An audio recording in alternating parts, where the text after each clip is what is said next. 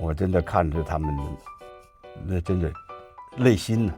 要几乎把每一句台词都得审判一遍，不然就补妆。他补的不是补粉底，补黑粉。他不是头疼啊，他让我太意外了。一喊开拍你就不聚焦，还流口水，还不能老眨眼。他当时就说：“哎，我流泪不行啊，这不能再来一下。”老偷学习，这是我成长很大的一部分。你是把爸爸的胆子变成猪胆了。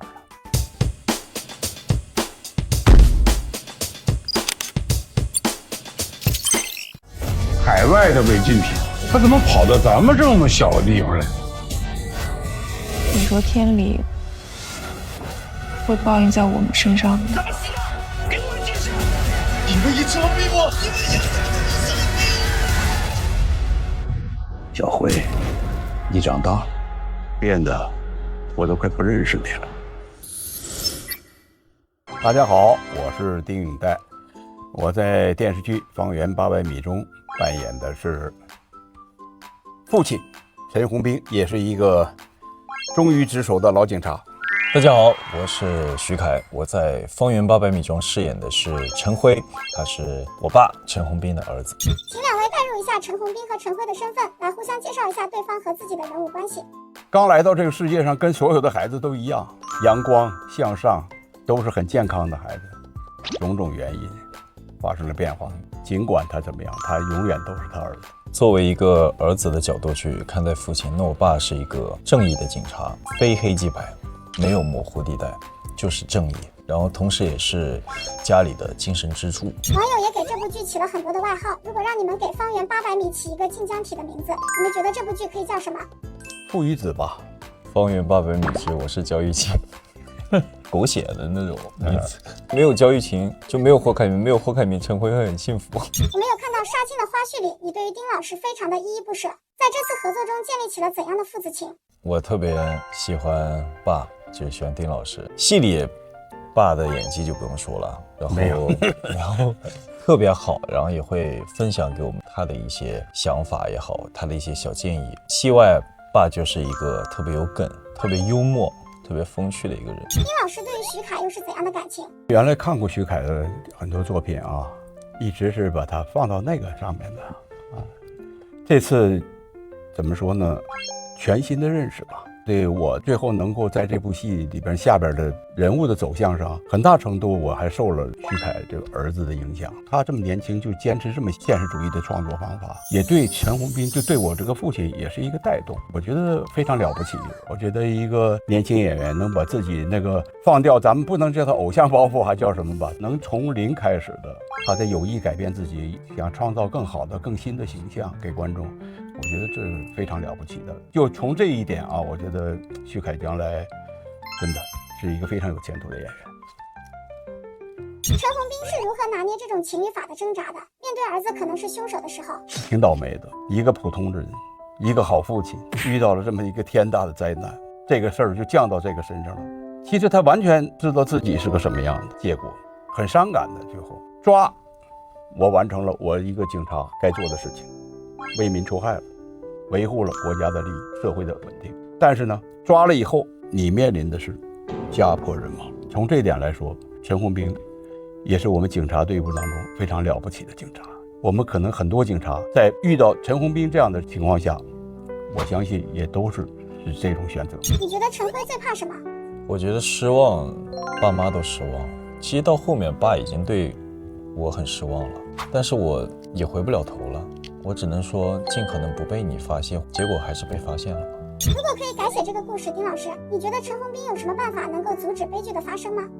那就可能早介入了，就不至于我儿子走得那么深。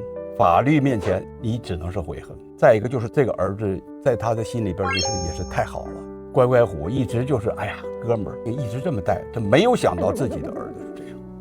如果你面临剧里陈辉的处境，你有没有更优解？早一些跟爸说明情况，也不至于自己到后面一步一步陷这么深，还是要告诉爸爸。在拍父子俩对峙的戏份时，现场的氛围大概是怎么样的？有没有哪场让你们都入戏特别深，有缓不下来的感觉？伤感的更多吧，比较累，因为心累，确实是不容易。徐凯啊，邓恩熙啊，包括胡可啊，我真的看着他们，那真的累心呢。邓恩熙有一个哭拍了好几条稿子，那胡可拉不住了，太投入了。对了，控制吧。徐凯有没有控制不住的时候？他太多了。爸演这个角色其实真的是非常难，经常我们会讨论，他既要做到警察的正义性，但是他又身为一个父亲，面对这个家庭，面对他自己的儿子，还有个养女，真的是很难，要几乎把每一句台词都得审判一遍。就是他其实戏里戏外都很痛苦。我们在现场也跟导演探讨，我也想更多的体现父子情。我们也经常提问给导演或者给自己提问：假如我一个父亲，这个时候我儿子这样了，我该怎么办？哪个地方更合理？当然，我们是给尊重导演的剧本啊。无数次争论，大家其实争论的目的就是要把一个最合理的、最能打动观众的献给观众。可以分别说一下在片场观察到的对方的一件小事，或者说觉得对方什么时候最有魅力？他一直有魅力，真的。戏外更有魅力，但戏内啊，但是人物啊，对他来说也是全新的课题。无论是动作戏，他又给打，又给情感上哭，又给瞒着，又给躲躲闪闪，又给假装自己是一个没有任何邪恶的人，这个挺难，多面。所以说，丁老师在徐凯眼中最有魅力的地方，我觉得无时不刻都在散发魅力。在走戏的时候，我们顺剧本的时候，爸提了很多宝贵的意见，包括自己的一个心得感受。在戏里面呢，丁老师是非常即兴的，很多场戏的时候他会加一些氛围，比如说我们一家人吃饭，走戏是这样，但爸突然加2句话的时候，大家都笑得很乐呵，对吧？但是这种台词加的就非常生活化，这是我们做不到的。没有这大的，真的是不行，太生活化的，就小两口也好，或者说身为爸爸妈妈之间的一个既不腻歪，但是又显得出很爱，这种我们根本想不到。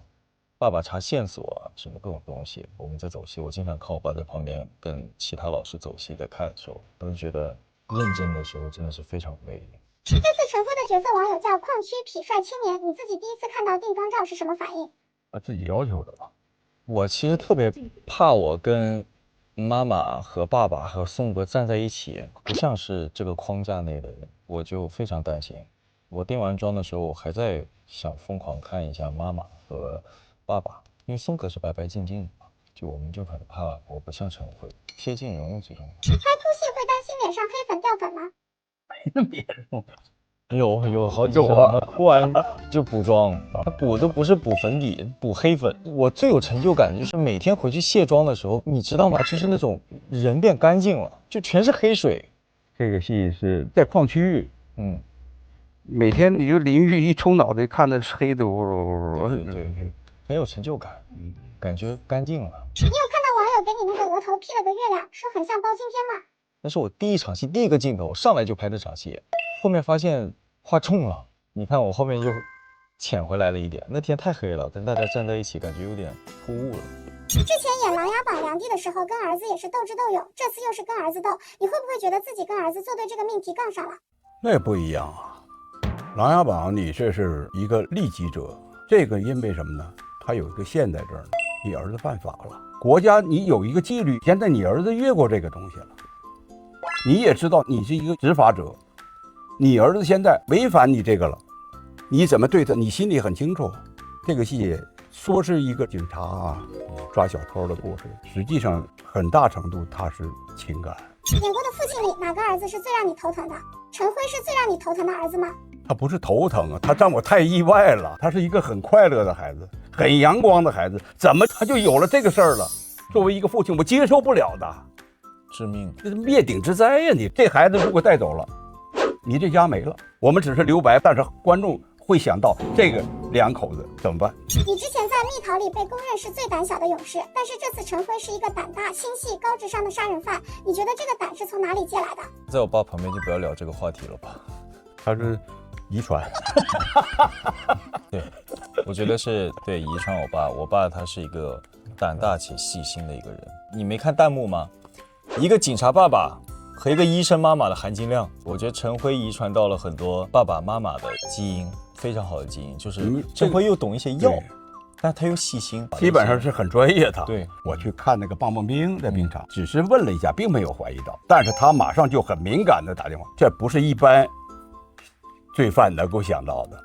一般罪犯智商达不到这个，他就都非常敏感，所以这也是他一个区别于我们看的其他罪犯的。对，在杂志的采访里也提过陈宏斌给陈辉擦拭身体的这个情节，这场戏的拍摄过程是怎样的？失忆那场戏中戏，一个是揣着明白的，一个是不知情的。医务工作者为什么没发现这是医务工作者的事儿了？作为一个父亲，我只是尽到了自己一个该尽的，这很正常的反应吧。我得装傻，真的是不知道该怎么办了，还没想好借口来瞒过爸爸，因为爸爸一下就能发现有任何不对劲，所以我只能装傻充愣一段时间，等风头过去了。所以直到有一场戏，我看到爸爸的白头发，我就哭了嘛，觉得装不下去了。而我就在那一刹那，其实他的本性上的品格是要露出来的。虽然心里边有这个，但是呢，也是有一个自我检讨的过程。前面你这种东西演的越多，可能后边你的翻盘越叫观众感觉到意外。因为这个戏它不像别的戏，我们都很难。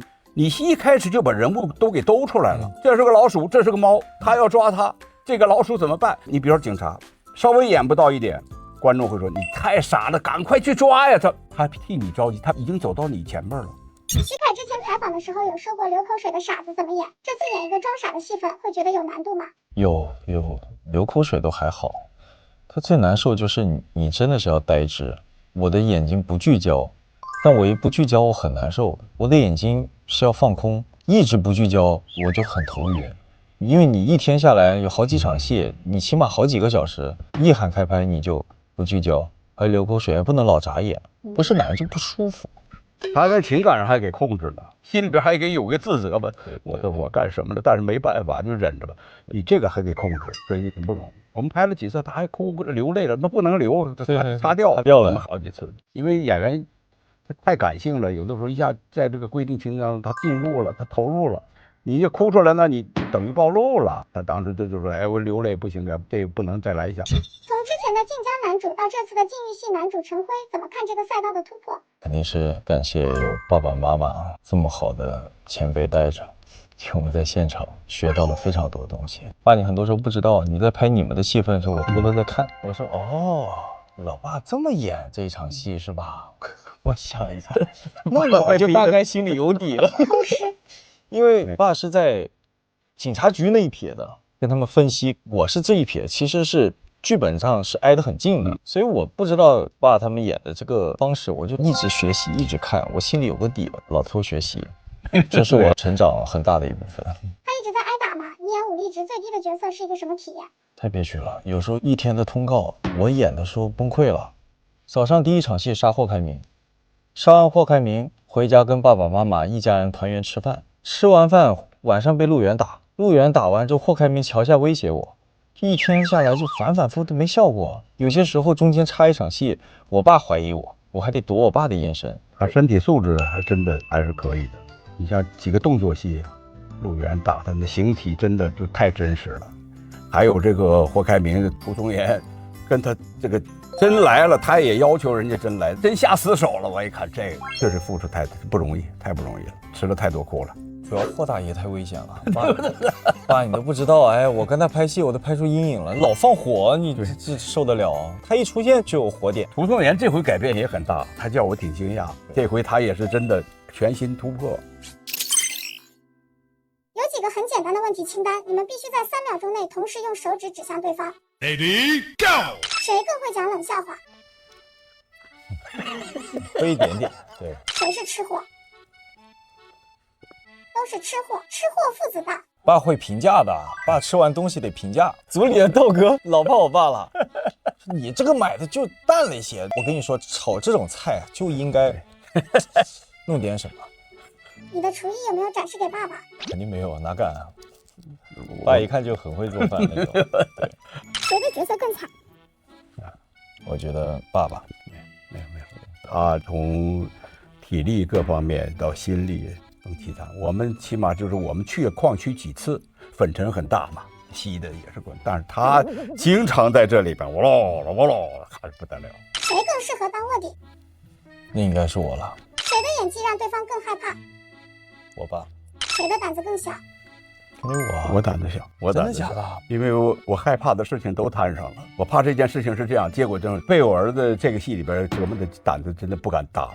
想的几件事，越怕什么越来什么。最后，因为我们虽然没有这个台词，但实际上就是真想跟儿子说一句：“你是把爸爸的胆子变成猪胆了。”如果真的是父子，谁更头疼？那爸爸最头疼的。对，肯定做父亲的嘛。